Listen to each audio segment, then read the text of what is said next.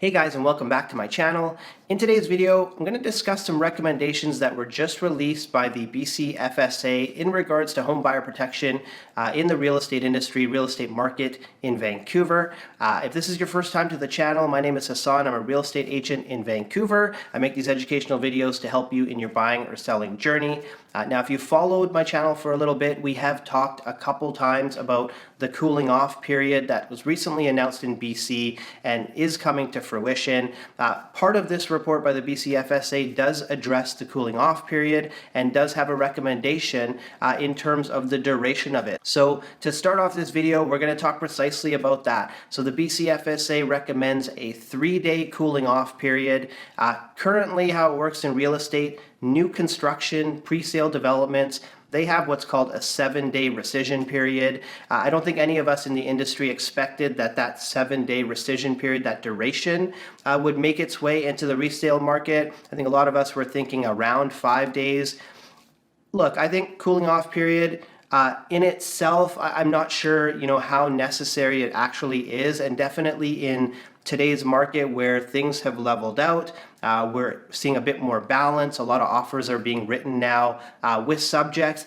It's probably not as important, but I think 3 days, it's an okay period of time. I still think it can have a negative effect on the market, negative effect on sellers.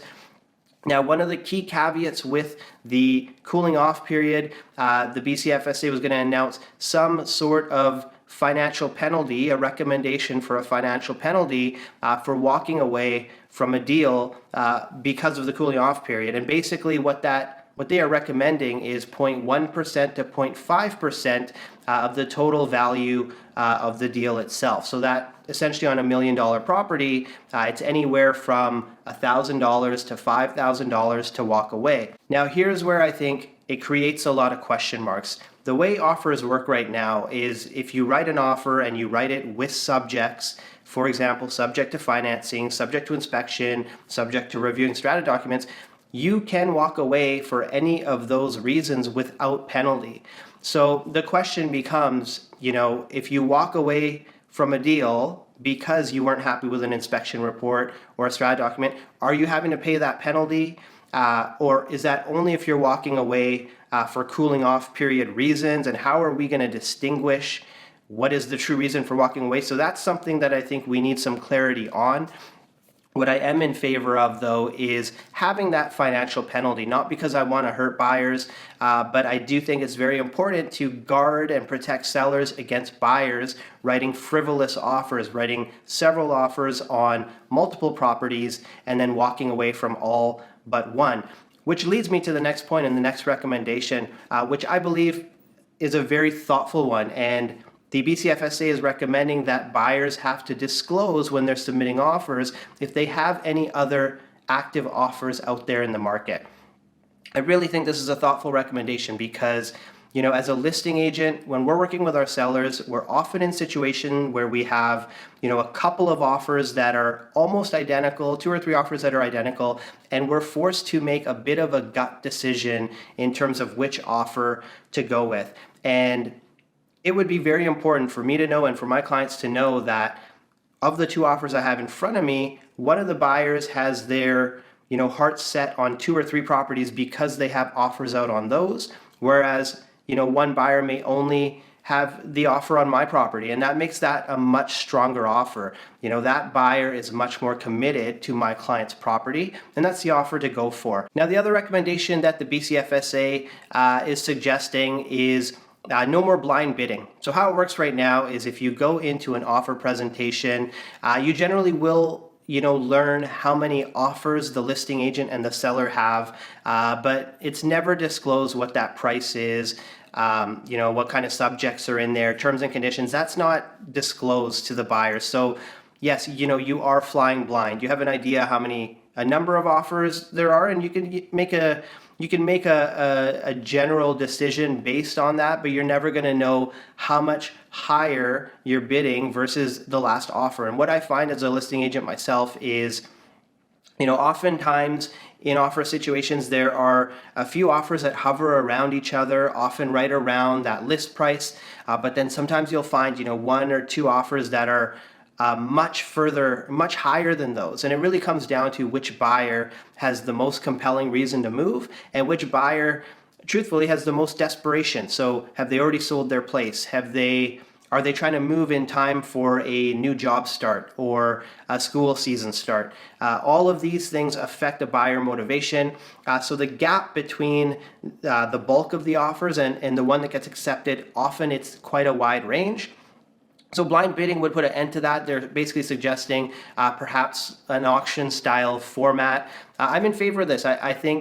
I do believe that blind bidding has obviously had some impact on increasing prices in the market. I don't think it's as significant as a lot of people might think, but it definitely has had an impact. And I do think that this protects buyers. So this is absolutely something that I think is a good idea. So the next recommendation, and I think it's a great one, is making it mandatory for sellers to allow access to their homes for home inspection purposes.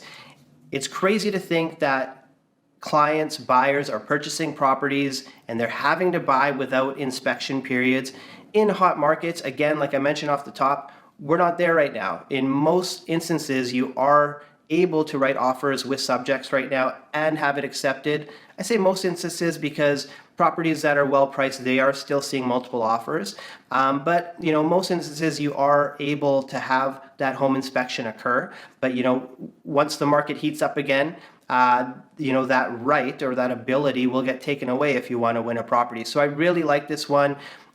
Needless to say, for anything else you shop for, like whether it's a shirt or you're going car shopping, you test drive that car, you try on the shirt, you buy a house, you're in there for 15-20 minutes and you're spending $1 million on a house without doing any hard due diligence on the actual structure. I don't think that's looking after buyers in any way, so I'm definitely in favor of that. Another recommendation is that listing agents and sellers have all strata documents ready to go when listing a stratified property.